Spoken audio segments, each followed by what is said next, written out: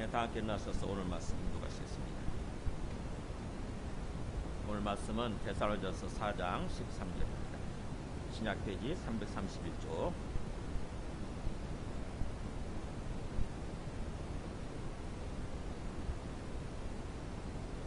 (13절에서) 4장 13절에서 18절까지 저와 여러분 한 절씩 읽어가시겠습니다. 형제들아, 자는 자들에 관하여는 너희가 알지 못함을 우리가 원하지 아니하노니 이는 소망 없는 다른 이와 같이 슬퍼하지 않게 하려 함이라. 우리가 예수께서 죽으셨다가 다시 살아나심을 믿을진대 이와 같이 예수 안에서 자는 자들도 하나님이 그와 함께 데리고 오시리라. 우리가 주의 말씀으로 너희에게 이것을 말하노니 주께서 강림하실 때까지 우리 살아남아 있는 자도 자는 자보다 결코 앞서지 못하리라. 주께서 호령과 천사장의 소리와 하나님의 나팔 소리로 친히 하늘로부터 강림하시리니 그리스도 안에서 죽은 자들이 먼저 일어나고 그 후에 우리 살아남은 자들도 그들과 함께 구름 속으로 끌어올려 공중에서 주를 영접하게 하시리니 그리하여 우리가 항상 주와 함께 있으리라. 그러므로 이러한 말로 서로 위로하라. 아멘. 앉으시겠습니다.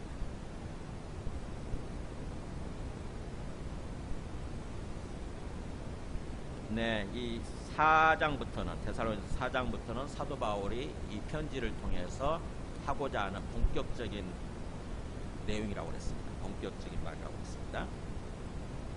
앞에서 1절부터 12절까지는 하나님을 기쁘시게 하는 삶을 살아라고 그랬죠. 하나님을 기쁘시게 하는 삶. 우리가 하나님을 주인으로, 주님으로 이렇게 모시고 살고 있잖아요. 그렇다고 한다면은 우리는 종으로서 주인을 기쁘게 하는 삶을 살려고 해야 되는 거죠. 종이라고 하는 자는 항상 주인에게 초점을 맞추고 삶을 삽니다. 그렇다고 한다면 우리들도 마찬가지죠. 우리들도 항상 주인 되시는, 우리 영혼의 주인 되시는, 우리 또 생명의 주인 되시는 주님께 초점 맞추고 주님께서 기쁘게 여기시는 삶, 주님께서 기뻐하시는 그런 삶을 살려고 해야 되는 거죠. 우리가 신앙생활하면서 아무 생각 없이 신앙생활하기 쉬운데 그러면 안 돼요.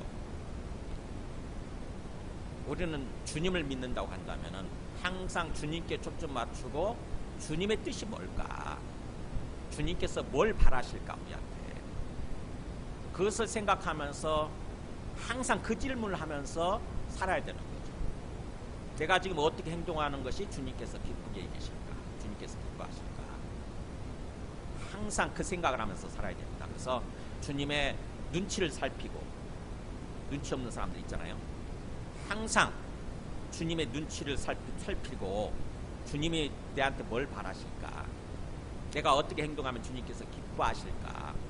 내가 어떻게 행동하면 주님이 전해지고 또 주님의 영광이 나타날까? 주님이 높임 받으실까? 이런 생각하면서 살아야 되는 거죠. 그래서 주님을 기쁘시게 하는 삶, 하나님을 기쁘시게 하는 삶, 그게 뭐라고 그랬죠? 세 가지 얘기했죠. 하나는 거룩한 삶, 세상과는 구별된 사람이에요. 구별된 삶이에요. 세상 사람들과는 뭔가 좀 구별된 삶, 세상 사람들과 똑같이 술 취하고 술 먹고 뭔가 이렇게 방탕한 삶을 사는 것이 아니라 뭔가 구별되는 삶을 살아야 되는 거죠. 그 다음에 두 번째는 뭐라고 했습니까? 사랑하는 삶이죠. 사랑하는 삶. 하나님께서 우리에게 세상을 처음 지으실 때, 또 우리를 지으실 때 우리에게 바랐던 삶이 그런 거예요. 서로 사랑하는 삶. 그리고 또 마지막 세 번째가 뭐라고 그랬죠? 열심히 일하는 삶이에요. 성실하게 열심히 일하는 삶. 일이라고 하는 것이 우리가 힘드니까 일을 부정적으로 생각하기 쉬운데 하나님께서 처음 세상을 지으시고 나서 에덴 동산에 우리를 두시잖아요. 그 에덴 동산에 우리를 두시고 하나님께서 인간에게 어떤 걸 명령하시냐면은 열심히 경작하라고 이렇게 말씀했어요. 그러니까 곡식을 경작하고 뭔가 열심히 일하는 삶을 살라고 하는 거죠. 굉장히 의외지 않습니까? 우리 천국에서는 일 안 할 것 같잖아요, 그죠? 근데 에덴 동산에서 일을 하고 있었어요. 그렇다고 한다면은 우리가 완전히 구원받은 다음에 천국에서도 어떻게 보면은 일하면서 삶을 산다라고 할 수 있는 거죠. 그리고 추측해 볼 수 있는 거죠. 근데 그 일이 이 땅에서는 우리가 먹고 살기 위해서 힘들게 노동을 하는 거지만 천국에서는 그게 아니죠. 먹고 살기 위해서 노동을 하는 것이, 일을 하는 것이 아니라 어떻게 보면은 기쁨을 누리기 위해서, 행복을 누리기 위해서 일을 한다고 생각하시면 됩니다. 부자들 있잖아요. 돈이 많은 부자들도 뭔가 이렇게 어떤 그런 텃밭을 가꾸고 일을 하지 않습니까? 건강 차원에서, 건강관리 차원에서 일을 하잖아요. 그 사람들은 일이 고되지 않습니다. 건강관리 차원에서 어떻게 보면 취미생활인 거죠. 취미생활 차원에서 일을 한다고 한다면 고단하지 않아요. 고되지 않아요. 천국에서는 아마 그럴 거라고 저는 생각을 합니다.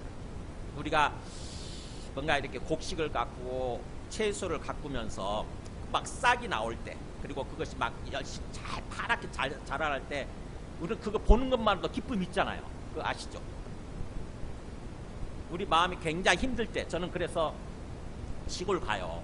시골 가서 뭔가 이렇게 곡식을 보고 채소를 만져보고 이러면 기쁨이 또 생기더라고. 마음에 힘이 생기는 거예요. 하나님께서 우리를 그렇게 지으신 것 같아요. 그래서 하나님을 기쁘시게 하는 삶은 거룩한 삶, 사랑하는 삶, 그 다음에 열심히 일을 하는 삶, 그런 삶이라고 하는 것입니다. 그러면서 이제 오늘 두 번째로 얘기하죠. 자는 자들에 관하여, 이렇게 주제가 13절에 형제들아 자는 자들에 관하여. 자는 자들이라고 하는 것은 지금 잠자고 있는 사람들이잖아요. 근데 우리가 생각하는, 우리가 평소 말하는 어떤 그런 그야말로 잠자는 사람들이 아니라 죽은 사람들이다. 예수님을 믿고 열심히 살다가 죽은 거죠. 예수 안에서, 예수를 믿는 믿음 안에서 살다가 죽은 사람들이에요. 그 사람들에 관해서 얘기를 하려고 하는 것입니다. 이게 어떻게 보면 궁금하잖아요. 우리도 예수 믿다가 죽잖아요. 주님 다시 오실 때까지는 누구나 죽어요. 주님 다시 오시게 되면 죽음 자체가 없어지니까 그때는 안 죽겠지만, 주님 재림하실 때까지는 누구나 이 땅에서 살다가 때가 되면 죽습니다. 그래서 히브리서에서도 그런 얘기하고 있잖아요. 한 번 죽는 것은 사람에게 정해진 것이요, 이렇게 얘기하잖아요. 한 번 죽는 것은 모든 인생에 정해졌다. 물론 주님이 재림하실 때까지죠. 주님 재림하시면 죽지 않아요. 근데 주님이 재림하실 때까지는 누구나 한 번 죽게 돼 있다고 하는 거죠. 육체적으로. 이 데살로니가 성도들에게 이 얘기를 하는 이유가, 데살로니가 성도들이 사실은 굉장히 걱정하고 두려워하면서 또 궁금해하면서 사도 바울에게 질문을 한 거예요. 이렇게. 그들도 예수 믿은 지 얼마 안 됐지만 예수를 열심히 믿는데 주님이 재림하시는 것을 못 보고 죽어버린 사람들이 있다고 하는 거죠. 가까운 어떤 가족들 중에 그런 분이 있을 수도 있고 부모님 중에 그런 분이 있을 수도 있잖아요. 예수님을 열심히 믿었는데 분명히 주님이 재림하신다고 그랬고, 주님이 재림하시면 우리가 부활해서 천국에서 영원히 산다고 그랬는데 그러지 못하고 그것을 누리지 못하고 죽어버린 사람들이 있는 거예요. 예수님을 믿었는데. 그래서 그 사람들에 대해서 걱정하고 두려워하면서 사도 바울에게 질문을 한 것입니다. 이거 어떻게 되는 겁니까? 우리 어머니께서 예수님을 믿으셨는데 예수님 재림하시는 것을 못 보고 돌아가셨습니다. 어떻게 되는 겁니까, 우리 어머니? 그래서 거기에 대해서는 사도 바울이 지금 답변을 하려고 하는 거예요. 우리도 궁금하잖아요. 우리가 이렇게 예수님 믿고 열심히 믿다가 죽으면 어떻게 되는 건가 하는 거예요. 죽으면 어떻게 되는 건가. 우리도 궁금하지 않습니까? 그죠? 주님이 재림하실 때까지 우리가 죽어버리면은 그야말로 완전히 사라져버리는 거 아닌가. 우리 실제로 죽고 나서 땅에 묻으면 흙으로 다 변화버리잖아요. 그죠? 시간이 지나면 다 흙으로 변해 있어요. 없어요. 흔적도 없다고. 아니면 또 화장을 한다 할지라도 마찬가지죠. 화장을 한다 할지라도 다 재로 변하잖아요. 재. 그럼 어떻게 되는 거예요? 그게? 그래서 거기에 대해서 지금 사도 바울이 답변을 해주는 거예요. 하나님의 말씀을 전하는 거죠. 그래서 13절에 그랬죠. 형제들아, 자는 자들에 관하여는 예수 안에서 죽은 사람들이죠. 예수님을 믿는 믿음 안에서 죽은 사람들에 관해서는 너희가 알지 못함을 우리가 원하지 아니하노니 이는 소망 없는 다른 이와 같이 슬퍼하지 않게 하리라. 너희가 알지 못함을 우리가 원하지 않는다. 이중부정이죠. 그렇죠? 이거 뒤집어서 얘기한 뭐예요? 너희가 반드시 알았으면 좋겠다 이거예요. 이건 너희가 반드시 알아야 된다. 그러니까 알아도 되고 몰라도 되는 게 아니라 반드시 제대로 알고 있어야 된다고 하는 거죠. 왜냐하면 그렇게 해야 소망 없는 다른 이와 같이 슬퍼하지 않게 된다. 우리가 가까운 사람, 사랑하는 사람이 죽으면 슬퍼하잖아요. 슬플 수밖에 없잖아요. 얼마나 슬픕니까? 어제까지 그냥 가깝게 사랑하면서 지냈는데 그 사랑했던 분이 갑자기 떠났다고 생각해보세요. 완전히 내 곁을 떠났다고 생각해보세요. 슬플 수밖에 없죠. 슬프고 절망적일 수밖에 없어요. 그래서 슬퍼하는 것은 어떻게 보면 당연하지만 그럼에도 불구하고 그 슬퍼하는 게 다른 거죠. 소망 없는 다른 이와 같이 슬퍼하지 않게 합니다. 소망 없는 다른 이들. 뭐예요 이게? 더 이상 아무런 소망이 없는, 이게 죽고 끝났으니까 죽고 사라졌잖아요. 그러니까 소망이 없는 거죠. 이게 완전한 이별이고 완전 이걸로 끝인 거예요. 그래서 절망감을 느끼는 거죠. 절망을 느끼는 거죠. 절망을 느끼면서 슬퍼하는 거죠. 근데 그런 사람들과 같이 그렇게 소망 없는 절망적으로 슬퍼하지 않아도 된다고 하는 것입니다. 예수 안에서 죽은 사람들은, 예수님을 믿는 믿음 안에서 죽은 사람들은 소망이 없는 게 아니라는 거죠. 소망이 있다는 것입니다. 그러니까 슬퍼하더라도 소망을 가지고 슬퍼하는 게 다른 거예요. 소망을 품고 슬퍼하는 거예요. 그러도록 하기 위해서 지금 이 말씀을 알려주겠다고 하는 거죠. 그래서 14절에 그랬죠. 우리가 예수께서 죽으셨다가 다시 살아나심을 믿을진데, 우리의 믿음의 핵심이 이거 아닙니까? 그죠? 예수님께서 죽으셨고 부활하셨어요. 다시 살아나셨어요. 그걸 믿는 거잖아요. 예수님께서 오셨는데, 소위 구원자라고 하는 하나님의 아들이시라고 하는 예수님이 오셔서 죽으셨어요. 그런데 3일 만에 부활하시죠. 그걸 다 모두가 보고 경험하잖아요. 그걸 믿는 거예요. 그래서 예수님의 죽으심과 부활을 통해서 예수님이 우리의 주님이시고 우리의 구원자, 메시아가 되신다라고 믿는 거지 않습니까?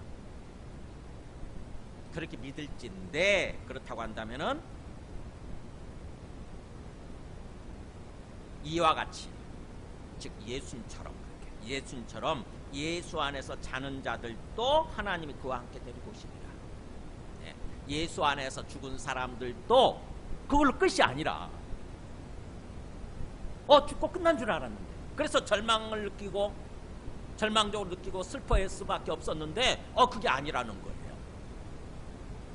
예수님이 부활하신 것처럼, 예수님이 살아나신 것처럼 언젠가 예수님이 다시 오실 때 예수 안에서 죽은 사람들이 갑자기 나타난다는 것입니다. 멀쩡한 모습으로, 완전히 건강하고, 어떻게 보면 완전히 젊고 완전히 아름다운 모습, 그런 모습으로, 영광스러운 모습으로 나타난다는 거예요. 하나님이 그와 함께 데리고 오시라. 그는 예수님이겠죠. 예수님과 함께 데리고 오시리라. 그러니까 예수님과 함께 나타나게 돼 있다는 것입니다. 그래서 우리가 어떻게 보면은 먼저 우리의 믿음이 분명해야 돼요. 우리가 예수님을 믿는다고 그러잖아요. 예수님을 믿고 그 믿음 안에서 삶을 사는데 예수님의 뭘 믿느냐? 예수님의 죽으심과 부활을 믿는 거예요. 로마서 1장 4절에 그렇게 돼 있죠. 복음을 시작하면서 복음이 뭐다? 하나님의 아들에 관한 이야기인데, 기쁜 소식은 하나님의 아들이 이 땅에 갔다고 하는 그 기쁜 이야기 소식인데, 그 하나님의 아들은 누구냐? 바로 예수님. 성결의 영으로는 죽은 자들 가운데서 부활하사 그랬잖아요. 죽었는데 부활하셨어요. 죽었는데 부활하셔서 능력으로 하나님의 아들이라고 선포되셨으니 곧 그분이 우리 주 예수 그리스도시다, 이렇게 얘기했잖아요. 이걸 믿는 거예요. 이게 우리가 믿음의 핵심이에요. 기독교 신앙의 핵심이 뭐냐? 이거예요. 예수님이 하나님의 아들이신데 그분이 죽으시고 부활하셨다. 그래서 그분이 나의 주님이시고 나의 그리스도이시다라고 믿는 거예요. 이 믿음이 분명하면 우리는 고민하게 되죠. 예수님이 죽으셨는데 부활하셨다. 이게 진짜 사실일까? 우리 굉장히 좀 의아하잖아요. 그죠? 이때까지 우리 경험상으로는 죽었다가 다시 살아난 존재는 없어요. 죽었다가 다시 살아나가지고 영원히 살아있는 존재는 없습니다. 근데 예수님은 그러셨다고 하잖아요. 예수님은 죽으셨는데 살아나셨고 영원히 살아계세요. 지금도 살아계시는 거예요. 그러면 그게 뭐냐는 거죠. 그게 의미가 뭐냐는 거예요. 우리 인생 경험상 한 번 죽으면 끝인 줄 알았는데 그게 아니라는 거잖아요. 그죠? 죽으면 끝인 줄 알았는데 그게 아니고 다시 살아나는 부활이라는 게 있을 수 있다는 거 아닙니까? 엄청난 엄청난 주제를 우리한테 얘기하는 거잖아요. 그죠? 우리 인생에 아무도 풀 수 없었던 숙제, 그게 뭐냐면 죽음이라고 하는 거예요. 우리 인생에서 가장 큰 숙제가 뭐냐면은 죽음이라고 하는 거예요. 그걸 풀지 못하고 슈퍼컴퓨터도 못 풀어요. 그거는 죽음을 해결할 수 있는 길을 슈퍼컴퓨터 못 풀어요. 근데 예수님이 이걸 풀어내신 거예요. 죽음이란 문제를 없애신 거죠. 우리가 처음에 불렀던 그 찬양 가사가, 그래서 그 찬양 굉장히 은혜로운 이유가 그거예요. 주 예수 나의 산 소망. 한번 가사 보여주세요.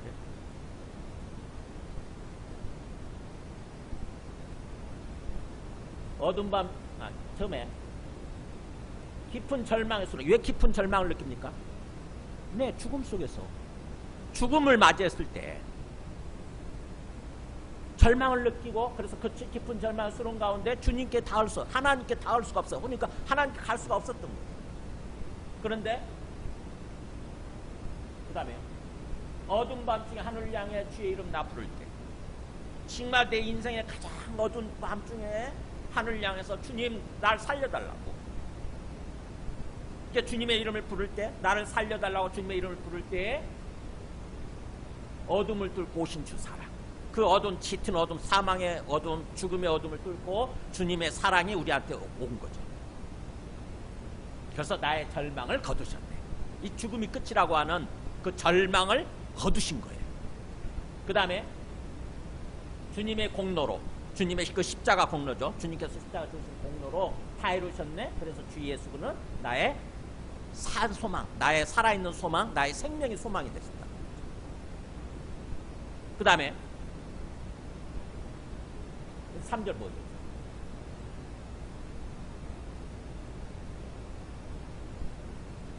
언약된 아침 장사된 몸에, 그 언약의 아침이에요. 언약. 하나님께서 약속하신 그 언약의 아침에, 주일 아침에 분명히 장사됐는데, 예수님이 죽어가지고 장사시켰잖아요. 확실히 장사까지 지냈잖아요. 근데 그 장사된 몸에 부활의 호흡, 다시 살아나는 호흡이 시작이 된다고 하는 거죠. 그 다음에 그래서 유다의 사자는 예수님을 가리키죠. 유다 지파의 사자로 오신다는 게 이게 요한계시록에서 나오잖아요. 유다의 사자가 위험찬 선포를 하는 거예요. 아주 위험 있는 모습을 선포하는 거죠. 뭐라고요? 사망이 무너졌다고. 죽음이 무너진 거예요. 풀 수 없었던 그 문제, 죽음이라고 하는 게 깨진 거야. 이제 뭘로 바뀌는 거예요? 죽음이, 사망이 생명으로 바뀌는 거예요. 생명. 그래서 구원이 뭐냐? 죄와 사망에서 의와, 정상적인 것을 가리키죠. 하나님 창조하신 상태, 정상적인 상태, 의와 생명으로 바뀌는 거, 의와 생명으로 바꿔주시는 거, 이게 구원이에요. 사망을, 죽음을 생명으로 바꾸시는 거, 이게 구원입니다. 이걸 예수님께서 하신 거예요. 사망이 무너졌도다. 이게 고린도전서에서 얘기하는 거예요. 그러니까 인류의 수건이죠. 인류의 가장 문제, 가장 절박한 문제, 죽음이라고 하는 문제를 해결하셔서 더 이상 죽지 않고 영원히 살 수 있는 길을 만드신 거, 예수님께서 하신 거예요. 그래서 고린도전서 15장 12절 보면은 고린도 교회에도 이렇게 예수님을 전하면서 당연히 예수님의 죽으심과 부활을 전했겠죠. 근데 그걸 제대로 듣지 못하고 제대로 믿지 않고 있는 사람들이 있었다고 하는 것입니다. 오늘날 우리하고 똑같아요. 아무리 말씀을 들어도 그걸 진정으로 마음속으로 받아들여서 제대로 믿어야 되는데, 그래야 거기에 합당한 삶을 살아가게 되는데, 제대로 믿지 않는 사람들이 있어요. 보세요. 그리스도께서 죽은 자 가운데서 다시 살아나셨다 전파되었고, 그렇게 내가 복음을 전했지 않느냐.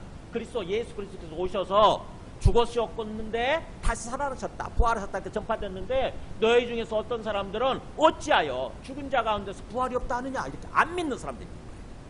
너희 가운데 어떤 사람들은 부활이란 건 없어. 어떻게 사람이 말도 안 되는 소리지 그게. 한번 죽으면 끝나지. 어떻게 죽은 자 가운데서 다시 부활이 있어. 말도 안 돼 하면서 안 믿는 사람이 있었다.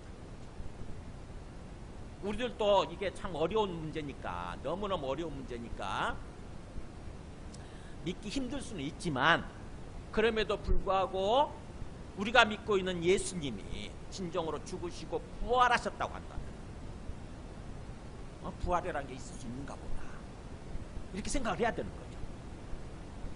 그래서 만약 그리스도께서 그렇게 다시 살아나신 일이 없었다고 한다면 너희가 믿는 믿음도 헛되고 너희가 여전히 죄 가운데 있을 거다 이랬잖아요. 너희가 믿는 믿음 다 꽝이야. 그거 아무 의미가 없다는 거죠. 부활이 없다고 한다면, 그리스도께서 다시 부활하시지 않았다고 한다면은 우리가 믿는 믿음 뭘 믿는 거예요 도대체? 뭘 믿는 거예요? 그래서 우리가 우리의 믿음도 헛되고 우리가 여전히 죄 가운데, 어떻게 보면 사망 가운데, 죄와 사망 가운데 계속 삶을 사는 거죠. 죄와 사망 가운데 있는 거예요. 그리고 그리스도 안에서 잠자는 자도 다 망했을 거다 그러잖아요. 이렇게 그리스도 예수님을 믿고 죽은 사람들 있죠. 이 사람들도 다 끝난 거야. 그렇게 다 왔다면, 만약 부활이 없다고 한다면은 예수 그리스도 안에서 죽은 사람들, 믿고 죽은 사람들 다 그걸로 끝이라는 거죠. 그렇다고 한다면 그 다음 또 말씀 있죠. 만일 그리스도 안에서 우리가 바라는 것이 다만 이 세상의 삶뿐이라고 한다. 그러니까 이 땅에서 사는 거 있잖아요. 이 땅에서 100년도 채 안 되는 이 땅의 인생뿐이라고 한다면, 아무리 예수 그리스도를 믿어도 이 땅에서 살다 가는 게, 이 땅에서 살다 죽으면 끝나는 게, 그게 인생의 우리 인생의 전부라고 한다면, 모든 사람 가운데서 우리가 더욱이란 말, 우리가 가장 불쌍한 자가 될 거다. 우리 예수 믿는 사람들이, 우리 기독교인들이 가장 불쌍한 사람. 왜냐하면 우리는 부활을 믿기 때문에 함부로 살지 않잖아요. 뭔가 좀 절제하고, 내 욕망도 절제하고 내 욕심도 절제하고 그렇게 살지 않습니까? 부활을 믿기 때문에. 근데 그 부활이 없고 그냥 이 땅의 인생으로서 끝난다고 한다면은 세상 사람들 중에서 우리가 가장 불쌍한 인생을 사는 거죠. 그 사람들은 마음껏 즐기기도 하고 마음껏 누리면서 살잖아요. 근데 그게 사실이 아니라, 오히려 그 사람들이 불쌍한 인생을 살고 있다고 하는 거예요. 우리야말로 진짜 제대로 인생을 산다고 하는 거예요. 그래서 그러나 이제 얘기했잖아요. 그리스도께서 죽은 자 가운데 다시 살아나셔서 잠자는 자들의 뭐가 됐다? 첫 열매가 됐습니다. 그러니까 죽은 사람들의 첫 열매는 뭐예요? 부활의 첫 열매, 다시 살아나는 것의 첫 열매가 됐다는 거죠. 첫 열매는 뭐예요? 그 다음에 우리 모든 잠자는 사람들도 다 그렇게 열매가 된다고 하는 거죠. 다시 부활하게 된다는 것입니다. 우리가 곡식농사에 보면은 왜요? 첫 열매가 익으면은 그 다음에 얼마 안 있어서 한 달 안에 다 모든 곡식이 다 익잖아요, 그죠? 그런 것처럼 예수님이 첫 열매라는 것입니다. 부활의 첫 열매, 예수님. 그래서 뭐예요? 나머지 우리 모든 예수 믿는 사람들도, 예수님의 뒤를 따르는 모든 예수 믿는 사람들도 다 그렇게 부활의 열매가 된다고 하는 거죠. 그래서 예수님의 부활은 일종의 모델이에요. 대표적인 모델. 우리들도 예수님처럼 그렇게 부활하게 될 거라고 하는 대표적인 어떤 모델이 되는 거예요. 그걸 믿고 사는 것입니다. 하나님께서 그렇게 예수님의 부활을 통해서 너희들도 부활할 수 있어, 너희들도 부활하게 될 거야 라고 보여주신 거예요. 샘플이에요, 샘플. 예수님. 요한복음 5장 29절에 보면은 이렇게 얘기하잖아요. 선한 일을 행한 자는 생명의 부활로, 악한 일을 행한 자는 심판의 부활로 나오리라. 선한 일을 행했다고 하는 것은 선한 삶을 사는 거죠. 우리가 착한 일을 했다는 뜻이 아니에요. 하나님의 뜻대로 예수님을 믿고 산 사람을 가리켜서 선한 일을 행했다 이렇게 얘기해요. 예수님 믿고 산 사람들, 그 사람들은 나중에 생명의 부활을 이루어질 거고, 생명의 부활로 나올 거고, 아무리 예수님을 전해도 안 믿는 사람들 있잖아요. 그래서 악한 삶을 사는 거죠. 악한 일을 행한 자, 악한 삶을 사는 사람들은 그들도 부활은 한데, 그들 부활은 하는데 뭐예요? 심판받기 위해서 부활하는 거예요. 영원한 세상에 대한 심판받기 위해서 부활하는 거예요. 심판의 부활로 나옵니다. 그래서 우리 모두가 함께 예수 믿는 사람이나 안 믿는 사람이나 다 부활은 하는데 그 부활의 최종적인 어떤 심판이 달라지는 거죠. 요한계시록에서는 그래서 그 심판하는 모습이 이렇게 나오죠. 요한계시록 보여드리기 전에 요한계시록 20장 한번 12절 보여주실까요? 요한계시록 20장 12절 보면 이렇게 나오죠. 이게 사도 요한이 지금 본 장면이에요. 영원한 심판 장면이에요. 내가 보니 죽은 사람들이에요. 다 육체적으로 죽은 사람들, 죽은 자들이 큰 자나 작은 자나 다 그 보좌 앞에, 재판장 보좌 앞에 딱 서 있는 거죠. 재판 받을 때 보면은 최종 선고할 때 그 보세요. 요즘도 법정에서 보면은 최종 선고할 때 피고인 일어서세요 그러잖아요. 그죠? 다 일어서죠. 그래가지고는 당신 몇 년형에 언도합니다 이렇게 선포하잖아요. 그런 것처럼 큰 자나 작은 자나 이 세상에서 뭐 큰 소리 치면서 산 사람들이나 아니면 별 볼일로 산 사람들이나 그런 뜻이에요. 뭐 큰 자나 작은 자나 다 재판장이신 하나님 보좌 앞에 서 있는데 책들이 펴 있고 각 사람들 앞에 책들이 다 하나씩 펴져 있어요. 그리고 또 다른 책이 펴졌는데 재판장 앞에 또 다른 책이 펴져 있는데 그건 한 권이죠. 생명책이 딱 펴져 있는. 각 사람 앞에 있는 책은 뭘까요? 그 사람의 행적이죠. 그 사람의 삶의 인생의 행적이 다 낱낱이 기록되어 있는 거고, 그 다음에 재판장 앞에 있는 이 생명책은 예수님을 믿는 사람들의 명단이 기록되어 있는 거잖아요. 명단이. 그래가지고 죽은 자들이 다 자기 행위를 따라 책들에 기록된 대로 심판을 받는 거예요. 자기 책들에 기록된 대로 다 심판을 받는 거예요. 행위를 따라서 어떻게 살았는지. 그래서 하다가 보면은 각 사람이 자기 행위대로 심판을 받고, 누구든지 생명책에 기록되지 못한 자는 다 불못에 던져지더라 이거예요. 생명책에 기록되지 못한 자, 예수님을 믿고 생명책에 기록된 사람들은 다 뭐예요? 천국으로 가고, 그 다음에 예수님을 믿지 않아서 생명책에 이름이 기록되지 아니한 사람들은 그 행위대로 형이 선고되는 거죠. 너는 어디서 불못 속에서 영원히, 너는 어디서 이렇게 행위대로 심판을 받고 불못에 던져지는 거예요. 지옥이죠. 이게 영원한 심판의 내용이에요. 그래서 우리가 어떻게 보면은 예수님을 먼저 우리가 믿는 예수님을 믿는 믿음이 분명히 예수님을 믿으면 이 죽음으로 끝나는 게 아니라 언젠가 예수님 재림하실 때 예수님과 함께 나타나는구나. 우리 사랑하는 부모님이 돌아가셨다 할지라도 예수님 믿고 돌아가셨으면은 예수님이 다시 오실 때 다시 만나게 되는 거예요. 가장 아름답고 가장 젊고 가장 건강하고 가장 아름다운 모습으로 계시는 그분을 만나게 되는 거예요. 얼마나 희망이 생깁니까? 지금 당장은 슬프지만, 돌아가셨으니까 슬프지만 얼마나 마음속에 위로가 되고 희망이 생긴다. 그러면서 두 번째 말씀입니다.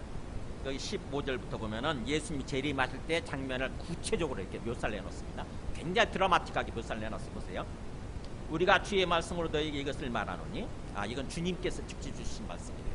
사도 바울이 상상으로 만들어내는 게 아니라 주님께서 주신 말씀이라는 거죠. 뭐라고 그러냐면은 우리 살아남아 있는 자도 자는 자보다 결코 앞서지 못하리라. 뭐 죽은 사람들이 걱정된다고? 그렇지 않다는 거죠. 그 죽은 사람들 우리 살아있는 자가 그 자는 자들 죽은 사람들보다 결코 앞장서지 못할 거라는 거죠. 그들보다 더 앞서지 못해. 오히려 말씀 보면은 그 사람들이 더 먼저 부활한다고 되어 있습니다. 그래서 16절에 보면은 주님이 오실 때예요. 주님이 오실 때 호령 소리가 들리고, 그 다음에 천사장의 소리가 들리고, 하나님의 나팔 소리가 들리고. 얼마나 드라마틱합니까? 뭐 온 우주를 울리는, 온 세상을 울리는 호령 소리가 들려요. 이게 누가 호령하는 걸까요? 모르지. 주님이 하는 건지 하나님이 하시는 건지 모르지만 어쨌든 호령 소리가 들리고, 그 다음에 천사장의 소리가 또 들려요. 천사들 중에 우두머리가 천사장 아닙니까? 천사장의 소리가 들리고, 그 다음에 하나님의 나팔 소리예요. 하늘에 하나님께서 울리게 하신, 그래서 천사들이 부는 나팔 소리겠죠. 나팔 소리가 막 들리고, 그러면서 예수님이 친히 직접 하늘로부터 쫙 짜잔 하면서 내려오시는 거죠. 강림하시는. 이게 어떤 장면이냐면, 옛날에 황제나 왕이 행차할 때 그걸 파루시아라고 그래요. 여기 보면은 강림하실다고 그럴 때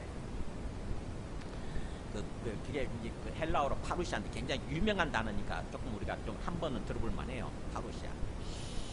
왕이 행차할 때, 황제가 행차할 때 그걸 파루시아, 임재한다고 그래요. 나타나실 때 생각해 보세요. 왕이 행차한다고 그러면은 그냥 아무 거 없이 그냥 행차하겠어요? 아니면은 사전에 모든 그 피서진이나 어떤 그 경비하는 사람들이, 경호원들이 다 준비를 하겠어요? 다 준비할 거 아닙니까? 엊그저께도 이재명 대통령 무슨 그 김해 무슨 시장에 이렇게 나타났던데 다 그 준비한 거예요. 경호원들이 가서 다 미리 다 살피고 다 준비한 겁니다. 그거. 물론 사람들은 뭐 그냥 나타난 거지만 기본적으로 준비를 해요. 그렇듯이 왕이나 황제가 나타날 때는요, 미리 다 준비를 하고, 그러면서 뭐예요? 호령 소리가 들리겠죠. 왕이 마신다 이러면서, 그죠? 왕이 마신다, 다들 비켜라, 다들 엎드려라 그러겠죠. 그 천사장의 소리가 또 들리겠죠. 이렇게 어떻게 보면은 경비대장, 경호원대장 들리겠죠. 다 고개 숙여, 다 머리 숙여 이런 거. 그러면서 뭔가 나팔 소리, 우리 보면 어떤 행군 무슨 음악 이런 거 막 울려 퍼지는 거예요. 그래서 이게 바로 옛날에 왕이 행차할 때 있었던 모습, 그거를 지금 얘기하고 있는 것입니다. 예수님도 왕으로서, 온 세상을 지으신 온 세상의 왕으로서 그렇게 파루시아, 임재를 하시는 거죠. 그럴 때 그렇게 소리가 들리고, 호령의 소리가 들리고, 천사장의 소리가 들리고, 하늘로부터 나팔 소리가 들리고, 그때 하늘로부터 짜잔 하고 이렇게 나타나신다는 거죠. 그럴 때에 그리스도 안에서 죽은 사람들이 먼저 일어나는 거예요. 그러니까 그리스도 안에 죽은 사람들이 먼저 부활해요. 그 사람들이. 그리고 나서 그 후에 우리 살아남은 사람들도, 그때까지 우리 살아있는 사람들이죠. 그때까지 우리 살아있는 사람들도 뭐예요? 여기는 지금 생략돼 있죠. 변화되어서 변화가 되는 거예요. 그러니까 죽었던 사람들이 전혀 흙으로 변했었는데, 흙으로 변하고 영혼만 있었잖아요. 그 하늘에 영혼만 있었는데 그 영혼이 몸을 입고 부활하는 거예요. 육체의 모습으로 등장하는 것입니다. 육체를 입고 다시는 그 죽지 않는 몸이죠. 이제 부활의 몸으로 부활하고, 그 다음에 우리 살아있는 사람들도 지금 이렇게 유기물로 돼 있잖아요. 이거는 썩는 거거든요. 이거 이 몸 유육체로는 영원히 살 수 없어요. 그래서 우리 육체가 변해야 돼. 이 살아있는 육체가 썩지 않을 몸으로, 죽지 않을 몸으로 다시 변해야 돼요. 그래서 변화돼야 돼. 변화 과정이 있는 거죠. 그래서 우리들도 변화되어서 그 다음에 뭐예요? 부활한 사람들과 함께 구름 속으로 끌어올려 공중에서 주를 영접하게 하시니 그랬잖아요. 그러니까는 죽은 사람들, 부활한 사람들, 그 다음에 우리도 변화된 사람들 해가지고 함께 공중으로 쫙 마치 올려지듯이 공중에서. 왜냐하면 공중에 지금 예수님이 오시고 있으니까. 마치 옛날에 왕이 행차할 때 왕이 저 어디 동구밖에 지금 오고 계신다 그러면 뭐예요? 여기 있는 사람들이 다 나가서 동구밖까지 가서 그분을 맞이하잖아요. 그죠? 마중하는 게 있잖아요. 그렇듯이 지금 공중에서 예수님이 내려오고 계시니까 예수님을 맞이하기 위해서, 마중하기 위해서 그렇게 공중으로 끌어올려지는 거예요. 이게. 그러면 공중에서 주님을 맞이한 다음에는 어떻게 하겠어요? 계속 공중에 머물러 있는 겁니까?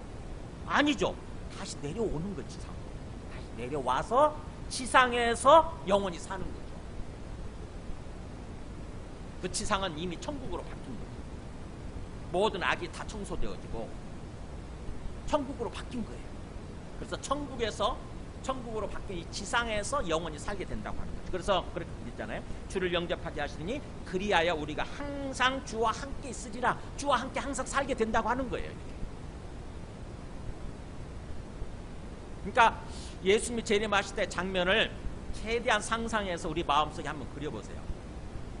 그림을 제가 한번 이렇게 예수님이 딱 공중에서 이렇게 딱 재림하실 때 수많은 성도들과 함께 영원 성도들과 함께 그렇게 이렇게 딱 천사들과 함께 오겠죠. 천사장만 오는 게 아니고 수많은 천사들과 함께 올 거 아닙니까? 올 때 밑에서 이제 죽었던 사람들이 땅에서 부활하겠죠. 그리고 살아있는 사람들 다 변화되겠죠. 이렇게 흰옷 입은 모습으로 다 썩지 않은 모습으로 영광스러운 모습으로 다 변화돼가지고 공중으로 쫙 끌어올려져서 주님 어서 오세요 라고 주님 영접하고 주님 환영하고 주님 품에 안기기도 하고 막 이러겠죠. 그러고 나서 지상으로 다시 내려와서 지상에서 천국에서 영원히 살게 되는 거예요.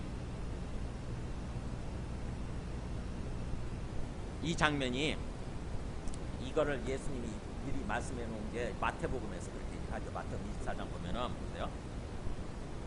그날 환란 후에 그잖아요. 그러니까 그 예수님 오실 때가 되면 환란이 많아진다고 하는 거죠. 굉장히 뭔가 세상에 이상한 일들이 자꾸 벌어져요. 그래서 우리가 굉장히 고통받고 힘든 그런 어떤 시간들이 있다고 하는 것입니다.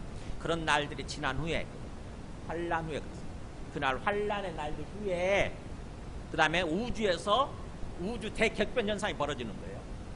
해가 어두워지면 달이 빛을 내지 않으면요. 별들이 하늘에서 떨어지면 하늘의 권능들이 흔들리리라. 그러니까 대우주의 격변 현상이 펼쳐지는 거예요. 우주를 만드신 분이 오시는 거니까 난리법석을 피우는 거예요. 난리가 나는 거죠. 어떻게 보면 우주에.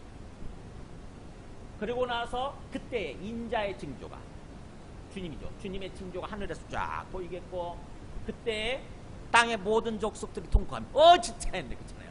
땅의 모든 족속이 통곡할 수밖에 없는 거예요. 안 믿었는데 이게 말도 안 된다고 해서 안 믿었는데 진짜인 거야. 그러니까 왜 내가 안 믿었을까 하면서 통곡을 하는 거죠. 땅의 모든 족속들이 통곡하며 그들이 인자가 구름을 타고 능력과 큰 영광으로 오는 것을 봅니다. 예수님이 구름 속에서 마치 구름을 타는 것처럼 구름 타고 엄청난 능력 그 다음에 큰 영광 속에서 이렇게 오는 것을 본다. 그가 큰 나팔 소리와 함께 천사를 보내니 그때 큰 나팔 소리 들리죠? 나팔 소리와 함께 천사들을 보내리니 그들이 그의 택하신 자들 뭐예요? 예수 믿는 사람 그의 택하신 자들을 사방에서 끌어모으는 거예요. 공중으로 끌어모으는 거예요. 이렇게 예수님이 말씀하신 거예요. 그런 일이 일어날 거라고. 그 다음에 고린도전서 15장 51절 보면 이제 사도 바울이 부활의 그 모습에 대해서 이렇게 얘기해요. 보라 내가 너희에게 비밀을 말하노니. 그러니까 엄청난 비밀이잖아. 이게. 세상 사람들 알지도 못하고 말도 안 된다고 생각하는 그 엄청난 비밀. 세상의 비밀, 우주의 비밀, 우리 인생의 비밀이죠. 비밀을 말하노니 우리가 다 잠자고 있을 것이 아니에요. 우리가 다 죽은 상태로 있는 게 아니라는 거죠. 뭐예요? 마지막 나팔에 막 하늘에서 나팔 소리가 울려 퍼진다고 그랬는데 마지막 나팔에 순식간에 갑자기 호련히 다 변화되리니, 이 변화란 말 쓰잖아요. 순식간에 호련히 다 변화되리니, 죽지 않을 모습으로, 썩지 않을 몸으로 다 변화된다고 하는 거죠. 나팔 소리가 나면 여기 나오잖아요. 죽은 자들이 썩지 아니할 것으로 다시 살아라. 먼저 죽었던 사람들이 부활하게 되고, 그 다음에 그때 살아있는 사람들도 우리도 변화되리라. 우리도 썩지 않을 몸으로. 그래가지고 공중으로 끌어올려져서 주님을 영접하는 거예요. 이렇게 돼 있는 거예요. 이 썩을 것이 반드시 썩지 않냐면 있겠고, 또 강조하지 않습니까? 반드시 이런 일이 일어난다. 반드시 썩지 않냐할 것을 깨고, 이게 죽을 수밖에 없었는데 썩지 않을 몸으로, 죽지 않을 몸으로 변화된다고 하는 거예요. 그러니까 상상할 수 없는 일이 일어나는 거예요. 썩지 않냐, 죽지 않는다. 여러분, 우리가 죽지 않고 영원히 산다고 생각해 보세요. 우리가 죽지 않고 영원히 산다. 죽음의 문제가 해결된다. 그러면 어떻게 우리 생각에 어떤 변화가 나타날 것 같아요? 지각변동이 일어나는 거예요. 우리 사고에 있어서. 우리가 죽지 않고 영원히 산다. 죽기 때문에 지금 우리가 굉장히 마음에 고민하고 갈등하고 막 조금이라도 더 얻기 위해서, 조금이라도 더 건강을 얻기 위해서, 조금이라도 더 많이 잘 먹기 위해서 막 그렇게 서로 싸우면서 다투고 살잖아요. 근데 우리가 영원히 산다고 생각해보세요. 죽지 않고 영원히 산다? 그러면 모든 문제가, 지구상의 모든 문제, 우리 인간의 모든 문제가 다 해결되는 거예요. 다. 우리가 다툴 필요가 없어요. 싸울 필요가 없다고. 그렇게 아등바등 살 필요가 없어요. 그렇잖아요.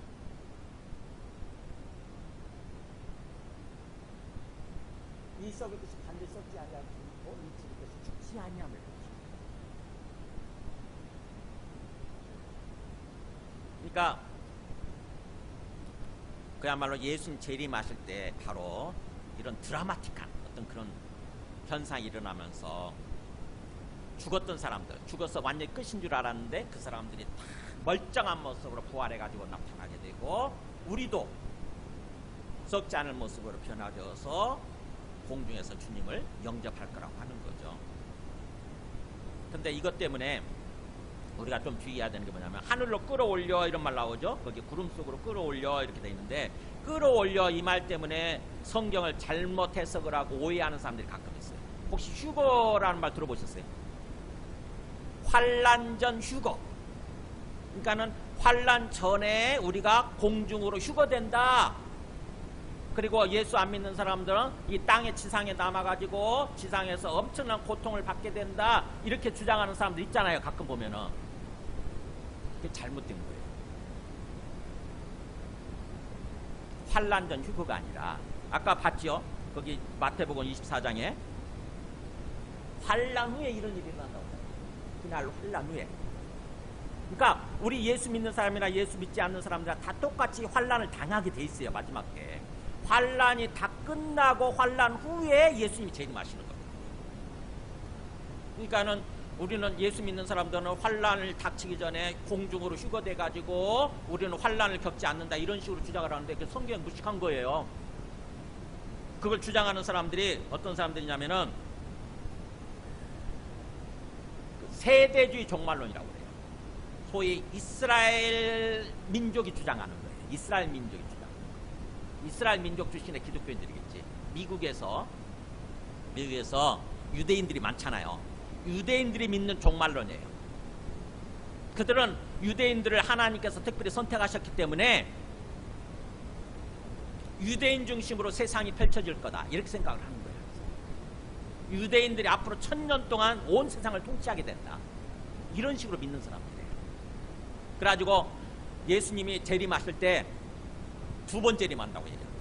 공중에서 1번 재림하고, 그래서 공중으로 우리가 끌어올려져서 그렇게 되고, 그 다음에 또 나베 지상에 또 재림한다. 공중 재림, 지상 재림 이렇게 얘기를 하는 거예요. 그래서 공중에 재림하실 때 우리가 공중으로 끌어올려서 거기서 7년 동안 지낼 때, 7년 동안 이 땅에는 엄청난 환란이 펼쳐진다. 우리 공중으로 끌어올려진 휴거된 사람들은 7년 동안 환란을 겪지 않는다. 이런 식으로 주장을 하는 거죠. 그래가지고는 어떻게 보면은 휴거되도록, 절대 우리가 휴거 안 되면 안 되니까 휴거돼야 된다라고 막 주장을 하잖아요. 근데 그게 바로 뭐냐면은 소설 있죠. 소설을 그런 식으로 믿는 거예요. 세대주의 종말론자들이 성경을 잘못 해석해가지고 그런 식으로 설교를 했겠죠. 그래서 그 설교를 듣고 소설을만 쓴 거예요. 그게 이거예요, 이거. 휴거라고. 1980년도에 나왔는데 이게 이제 일반화됐어요. 이게 성경이 되어버렸어요. 이게 휴거. 그래가지고 오늘날도 우리 한국에도 그렇게 환란 전 휴거를 주장하는 사람들이 가끔 있잖아요. 특히 그 우리 기독교 70년대 80년대는 미국에서 유학하고 온 목사님들이 계시죠. 그분들은 그 미국에서 세대주의 종말론 그거를 듣고 와가지고 그걸 배우고 와가지고 이 땅에서 그 세대주의 종말론 환란 전 휴거를 계속 주장을 했어요. 그걸 가르쳤어요. 다 여의도 조용기 목사님이나 많은 분들이 그런 식으로 잘못 가르쳤어요. 그러다 보니까는 오늘날도 어떻게 보면은 그야말로 어떤 우리가 반드시 환란을 겪지 않고 우리는 휴거될 거다. 그런 식으로 생각하고 살아가는 사람들이 많이 있는 거죠. 우리는 절대로 환란을 겪지 않을 거야. 우리는 휴거될 거야. 휴거돼야 돼, 휴거. 이런 식으로 주장해요. 잘못된 성경에서 이거 잘못된 신앙이에요. 이 끌어올린다는 것은 바로 우리가 휴거, 완전히 떠나버리는 거잖아요. 그게 아니라 예수님을 맞이하기 위해서, 예수님을 마주가기 위해서 공중으로 끌어올려진다고 하는 거. 그리고 나서 다시 지상으로 내려와서 주님과 함께 영원히 살게 된다고 하는 거. 이걸 믿으셔야 돼요. 그래서 성경에서 가르치는 재림은 한 번으로 끝나는 거예요. 뭐 공중재림, 지상재림 이렇게 재림이 두 번 있는 게 아니고 예수님이 재림으로 한 번으로 끝나는 거예요. 예수님이 재림하시면 모든 것이 끝이에요. 그때는 그야말로. 예수님 재림하시면 모든 우리 예수 믿는 사람들은 천국으로 들어가게 되고 예수 믿지 않은 사람들은 불못으로 들어가게 돼요. 이 세상 끝나게 되는 거죠. 그 다음에 마지막 18절 말씀드렸습니다. 그러므로 이러한 말로 서로 이루어라 그렇게 돼 있죠. 그러니까 우리가 제대로 알고 제대로 이 말씀을 가지고 슬퍼하고 있는 사람들, 가까운 사람을 떠나보내고 굉장히 절망적으로 슬퍼하고 있는 사람들 있죠. 그 사람들을 향해서 서로 위로하면서 살아야 된다고 하는 것입니다. 그들은 슬플 수밖에 없잖아요. 또 어떻게 보면은 이걸로 끝이구나. 이제 더 이상 내가 우리 어머니를 못 보는구나. 더 이상 우리 사랑하는 사람 못 보는구나. 이렇게 생각할 수 있잖아요. 근데 뭐예요? 그게 아니라는 거예요. 죽음은 끝이 아니라는 거죠. 주님 오실 때 다시 만난다는 거예요. 주님 오실 때 가장 건강하고 가장 아름다운 모습 만난다는 거예요. 그리고 영원히 살게 된다고 하는 거죠. 이 말씀을 가지고 서로 격려하고 위로하면서 힘들더라도 그날을 바라봅시다. 그날을 기다립시다. 그러면서 서로 위로하고 격려하고 그렇게 하는 삶을 살아야 된다고 하는 거죠. 주님의 그게 바람이에요. 주님의 뜻이에요. 힘내세요. 힘내세요. 그러면서 그렇죠? 힘내세요. 언젠가 우리 다시 만나게 돼 있습니다. 힘내세요. 그때까지 열심히 삽시다. 이렇게 자꾸 뭔가 격려하고 위로하고 그런 삶을 살아야 된다고 하는 거죠. 그래서 예수님의 말씀을 정리하겠습니다. 우리가 진짜 우리의 믿음이 분명해져야 돼요. 우리는 예수님의 죽으심과 부활을 믿는 거죠. 그래서 예수님처럼 우리들도 죽겠지만 언젠가는 죽겠지만 그러나 예수님처럼 우리도 부활하게 될 것을 믿는 거예요. 그래서 이 땅에서 신앙생활 삶을 사는 동안에 항상 그것을 소망하면서 사는 거죠. 언젠가 우리가 주님의 재림하시는 날 우리가 부활하게 될 것을 소망하면서 그날을 기다리는 그런 삶을 살아야 되는 것입니다. 그렇다고 한다면은 우리가 그것을 제대로 믿는다고 한다면은 히브리서 2장 14절에 보세요. 예수님이 이 땅에 오셔서 죽으시고 부활하신 이유가 이렇게 되어 있잖아요. 죽기를 무서워함으로 한평생 매여 종노릇하는 모든 자들 놓아주려 하시고, 만약 부활이 없고 죽음으로 끝이라고 한다면은 죽음의 노예가 될 수밖에 없어요. 죽음의 노예. 죽기가 두렵잖아요. 죽음이 무섭다고, 죽음이 두렵다고. 그래서 죽음의 노예가 돼가지고 뭐예요? 죽음을 가지고 위협을 하면 마귀가 죽음을 가지고 너 그러다 죽는다 그렇게 위협을 하면 뭐예요? 꼼짝없이 거기에 굴복하는 거예요. 마귀에게 굴복하고 죄를 짓고 그런 삶을 사는 거예요. 되는 거예요. 그럴 필요가 없다는 거죠. 이제 예수님이 죽음을 해방시키기 위해서 오셨다는 거예요. 죽음의 노예로부터 해방시키기 위해서 죽기를 무서함으로 한평생 매어 종로 따는 모든 자들을 놓아주려 하신다. 해방시켜 주려고 하신다. 죽음의 노예로부터. 그래서 우리가 뭐요? 죽어도 다시 산다고 하는 거 아닙니까? 죽어도 다시 살게 돼 있어. 우리가 부활해가지고 다시 산다고. 그렇다고 한다면 뭐예요? 누가 죽음을 가지고 위협해도 우리가 걱정할 필요가 없는 거죠. 두려워할 필요가 없어요. 믿져야 본전이야. 죽어야 본전이야. 본전 정도가 아니래. 영원히 사는 거니까. 그래서 그가 시험을 받아 고난을 당하셨으므로 시험 받는 자들을 능히 도우실 수 있는 거야. 그러니까 죽음을 가지고 자꾸 위협하고 시험하고 막 그런 자들 있잖아요. 우리가 그럴 때 시험 받을 때 죽음 때문에 시험 받고 유혹 받을 때 우리가 주님께 기도하면 주님께서 우리를 도와주신다고 합니다. 말씀을 깨닫게 해주시는 거, 생각나게 해주시는 거죠. 말씀을 생각나게 해주시는 거. 그래, 너 걱정하지 마. 두려워하지 마. 너 죽어도 살아. 너 죽어도 잘 살아. 그래서 이 땅에서 어떻게 보면은 하나님이 바라시는 그런 삶을 살아갈 수 있게 됩니다. 죽음의 위협으로부터 우리가 자유롭게 된다고 한다면 하나님 원하시는 삶을 이 땅에서 살아갈 수 있게 되는 거죠. 강하고 담대한 삶. 우리 영혼이 자유로운 삶. 그런 삶을 살 수 있는 거죠. 이 죽음에 대한 두려움 때문에, 죽음의 위협 때문에 온갖 유혹에 굴복하고 위협에 굴복하고 죄를 짓는 그런 삶을 사는 거거든요, 사람들이. 근데 우리가 죽어도 끝이 아니고 부활해가지고 영원히 살아간다고 한다면, 더 이상 죽음이 없는 영원한 삶을 살아간다고 한다면 우리가 걱정할 필요가 없는 거죠.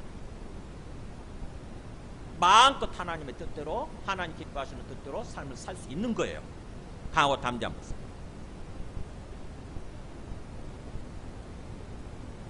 고린도후서 5장 15절에도 보세요. 그가 모든 사람을 대신하여 죽으심은 살아있는 자들로 하여금, 그러니까 모든 사람을 대신해서 예수님 죽으셨는데, 그리고 부활하셨는데, 그 이유가 목적이 뭐냐? 하나님의 뜻이에요. 하나님의 뜻, 우리를 향한 하나님의 뜻이 뭐냐면, 살아있는 자들로 하여금, 다 읽어볼까요? 다시는 그들 자신을 위하여 살지 않고 오직 그들을 대신하여 죽었다가 다시 살아나신 이를 위하여 살게 하라. 그러니까 하나님의 초점이 뭐예요? 이제 너를 위해서 살지 마. 네가 죽을까봐 너의 어떤 이익을 위해서, 어떤 너를 목표로 해서 살지 마. 뭐예요?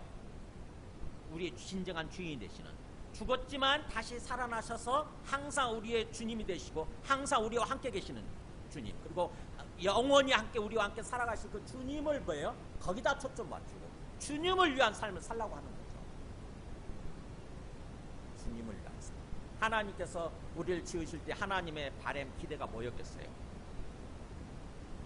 하나님의 영광을 위해서 하나님께 초점 맞추고 하나님을 위해서 살도록 하기 위한 거였어요. 그래야 우리가 더욱더 뭔가 건강하고 행복하고 그런 삶을 살 수 있다고 하는 것입니다.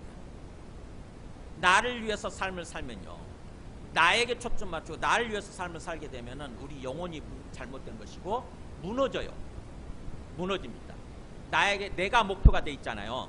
내 이익이 목표가 돼 있고 나의 영광이 목표가 돼 있으면요, 반드시 우리는 유혹이나 위협을 받고 무너지게 돼 있어요. 무서워하면서.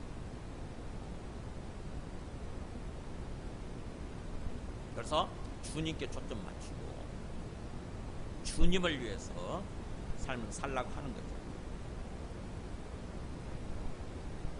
자, 그 말씀 주십시오.